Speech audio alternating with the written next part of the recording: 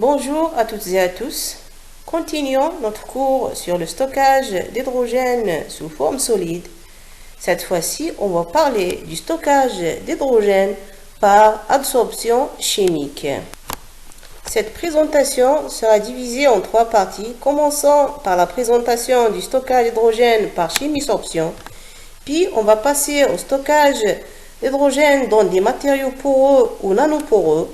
Et on terminera par le stockage sous forme d'hydrure métallique. L'adsorption chimique d'hydrogène utilise les interactions électroniques entre l'atome d'hydrogène et l'adsorbant pour créer une liaison chimique et former un nouveau composé. Parmi toutes les méthodes de stockage d'hydrogène, celle-ci possède probablement le plus vaste inventaire de matériaux et de familles de matériaux couvrant un large spectre de propriétés. Pour une interaction gaz-liquide, un couple précis de température et de pression spécifique à l'hydrure est nécessaire au déroulement de la réaction. Ces conditions d'opération jouent un rôle important dans la cinétique et influent sur la capacité d'adsorption.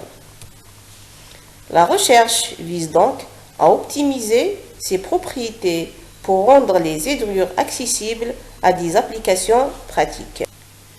Les hydrures peuvent être divisées en 4 groupes selon la nature de la liaison métal-hydrogène. Cette dernière peut être ionique, covalente, métallique ou complexe. Les alcalins et les alcalinotéraux forment des hydrures ioniques. Les métaux du groupe 11 et 14 du tableau périodique forment des hydrures covalents. Les éléments des groupes 3 et 10 toujours du tableau périodique forment des hydrures métalliques. Les éléments des groupes 3 et 13 associés à un alcalin ou à un alcalinotéraux forment des hydrures métalliques complexes.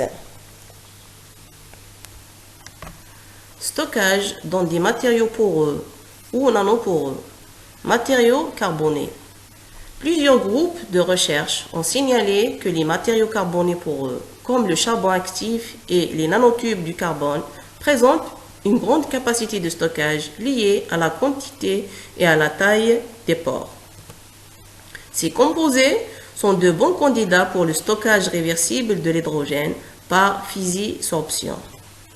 Toutefois, ces composés carbonés possèdent quelques inconvénients notables. Le stockage dans le charbon actif peut atteindre 2,2 à 2,8% en masse, mais seulement à basse température et sous forte pression. Les nanotubes du carbone présentent une instabilité d'absorption d'hydrogène à la pression atmosphérique. Cette figure représente la structure des pores du charbon actif de forme granulée. Cette deuxième figure représente une simulation de l'interaction entre les nanotubes du carbone et l'hydrogène. Parmi les autres matériaux à grande surface spécifique, il est possible de mentionner les zeolites, les réseaux organométalliques, les métalloxydes. Les définitions et les principales caractéristiques de ces matériaux sont les suivantes. La zeolite, ce sont des complexes aluminosilicates avec des tailles de pores contrôlées. Elles sont très utilisées comme tamis moléculaires, mais pourriont présenter des propriétés de fission-sorption intéressantes pour l'hydrogène. Les polymères nanoporeux ont utilisé des polymères aromatiques avec des liaisons pendantes pour favoriser l'adsorption de l'hydrogène. Stockage sous forme d'hydrure métallique. Certains métaux ou alliages ont la propriété de réagir avec l'hydrogène et le produit obtenu est appelé hydrure. En plus, les hydrures métalliques ont une capacité de stockage plus élevée. Le stockage d'hydrogène sous forme d'hydrure métallique est un processus complexe. La dissociation de la molécule d'hydrogène se fait sur la surface métallique pour permettre la diffusion facile de l'atome d'hydrogène à l'intérieur de la matrice métallique. Cette capacité de dissociation de l'hydrogène dépend de la structure de surface, de la morphologie et de la pureté des métaux. Cette figure représente les différentes phases de formation des hydrures à partir d'un métal. Les hydrures se forment généralement en deux phases. Une phase alpha, au cours de laquelle seuls certains atomes d'hydrogène sont absorbés, et une phase bêta, au cours de laquelle l'hydrure est entièrement formée. Presque 50 éléments métalliques du tableau périodique peuvent absorber l'hydrogène en grande quantité. Cette figure représente l'arbre généalogique des hydrures métalliques. Un bon candidat pour le stockage doit avoir les propriétés suivantes.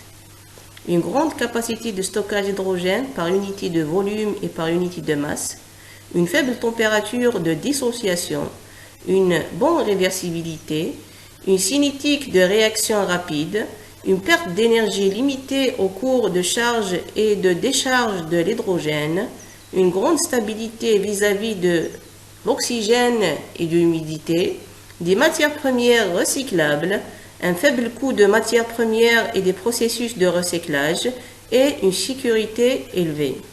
Par ce, je termine et merci pour votre attention.